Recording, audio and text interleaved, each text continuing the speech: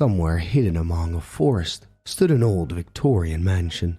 Its architecture, a relic of a bygone era, this house with its gabled roof and shadowed windows had been my home since birth, a place of both comfort and mystery. The most intriguing of all its mysteries was the locked room at the end of the upstairs hallway.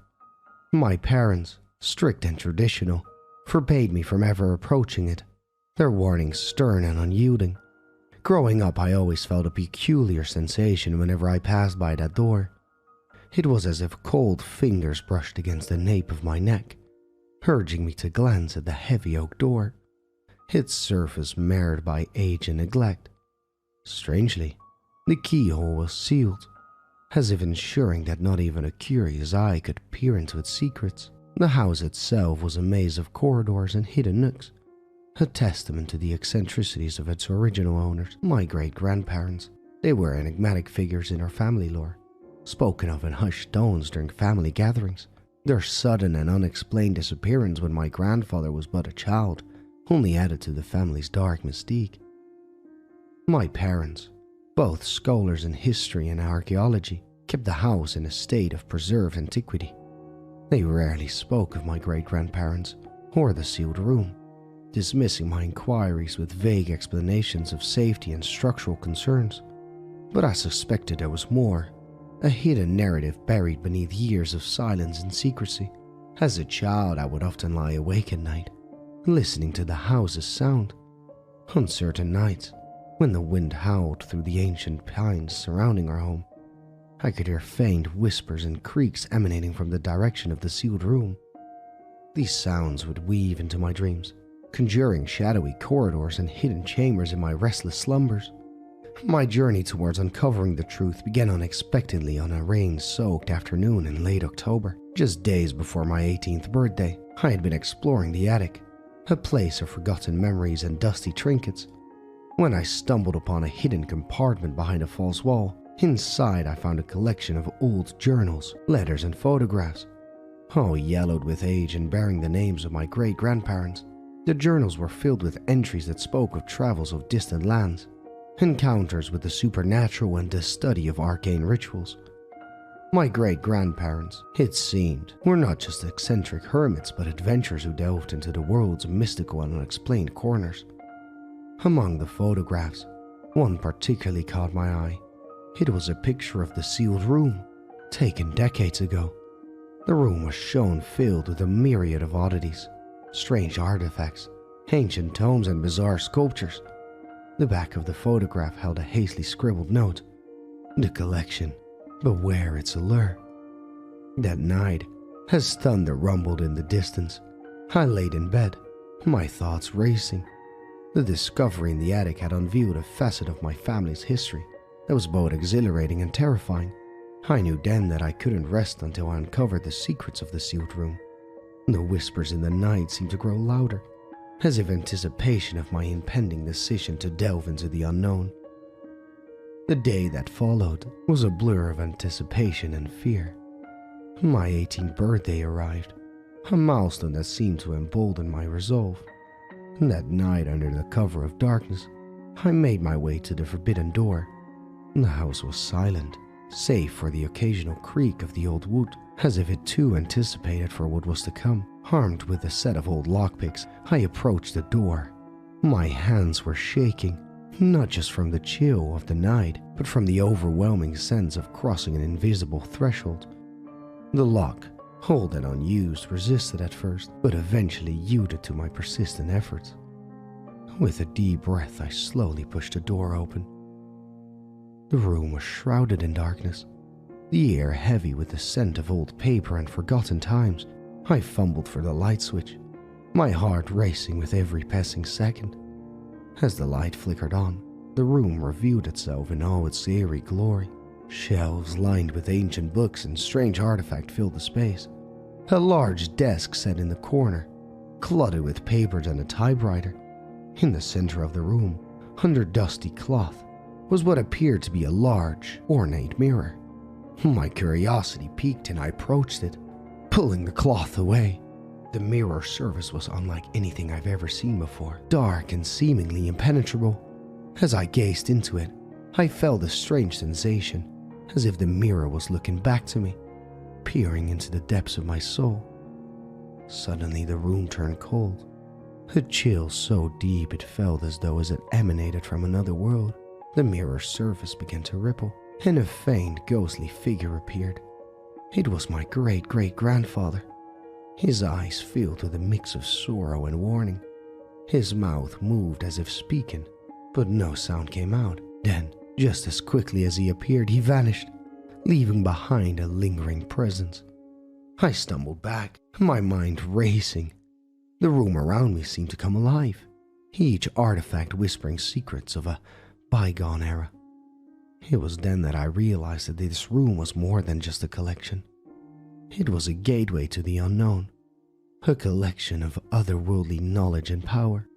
In the days that followed, the house felt different, as if my intrusion into the room had awakened something. Whispers in the night grew more pronounced, and I often felt a presence watching me, following my every move. One evening, while exploring the room further, I discovered a hidden drawer in a desk. Inside was a small, leather-bound book, its pages filled with the handwritten notes and sketches. It was a journal of my great-grandfather, detailing his exploration into the paranormal and his theories of the supernatural. As I pored over the journal, a particular entry caught my attention. It spoke of a ritual, one that could summon entities from beyond our world. The entry was marked with a warning: do not attempt, consequences dire. That night, as storm raged outside, I made a decision that would change my life. Driven by a mixture of fear and fascination, I decided to attempt the ritual. I gathered the necessary items from around the room: candles, chalk, and an old amulet described in the journal. I drew a circle on the wooden floor and placed the candles at their correct spot. The amulet, a strange rune-inscribed stone, sat in the circle center. As I began reciting the incantations, the wind outside grew fierce, as if protesting against the disturbance. Suddenly, the room darkened, the candles flickering out one by one. A sense of dread filled the air, and I felt a presence enter the room. Something ancient. The floor beneath the circle started to glow, and I heard a voice deep and resonant, speaking in a language I did not understand. I tried to end the ritual, to close the circle, but it was too late. The entity had crossed over, and I had unwittingly unleashed something beyond my control. In the aftermath of the ritual, the house became a nexus of unexplained phenomena. Shadows moved with a life of their own. Cold spots appeared randomly, and disembodied whispers echoed through the halls. The entity I had summoned was a formless specter.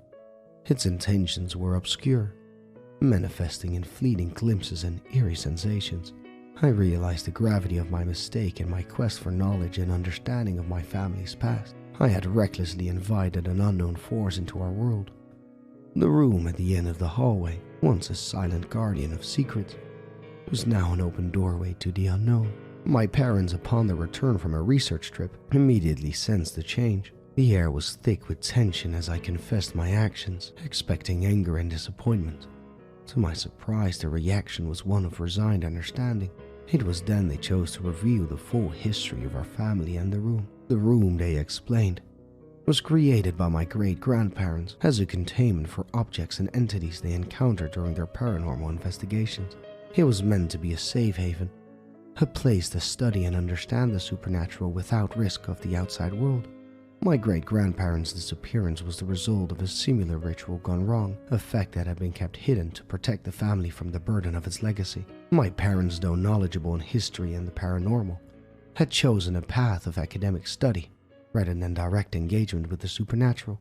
Their avoidance of the room was not just out of fear, but also out of respect for its power and the potential dangers it housed. Faced with the consequences of my actions, I realized the importance of understanding and communication within our family. If only my parents had shared the room's true nature and our family's history, perhaps I would have been prepared, or at least more cautious in my approach. Using the journals and notes left by my great-grandparents, we began to research ways to banish the entity. The process was filled with challenges. each attempt bringing its own set of dangers and uncertainties. As we worked, I learned more about my family's past and the responsibilities that came with our own unique legacy. The room, with all its artifacts and secrets, was a testament to the thin veil that separates our world from the unknown. It was a reminder that some doors, once opened, can never be fully closed again. Our efforts eventually bore fruit through a combination of rituals and containment strategies. We were able to isolate the entity within the room once again.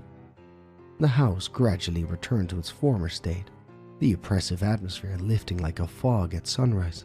Our family grew closer, bound by our shared experience and weight of our legacy. We made a collective decision to continue studying the room, but with a newfound respect and caution. I learned the hard way that curiosity, without understanding and preparation, can lead to unintended consequences. The room at the end of the hallway remained a part of our home, a symbol of our family's history and responsibilities. As I reflect on those events, I realize that communication and understanding within a family are crucial. Secrets, no matter how well-intentioned, can lead to misunderstandings and mistakes. The legacy of my great-grandparents, both their achievements and their failures, was a part of me, a reminder that the past, if not acknowledged and respected, can cast a long shadow over the present.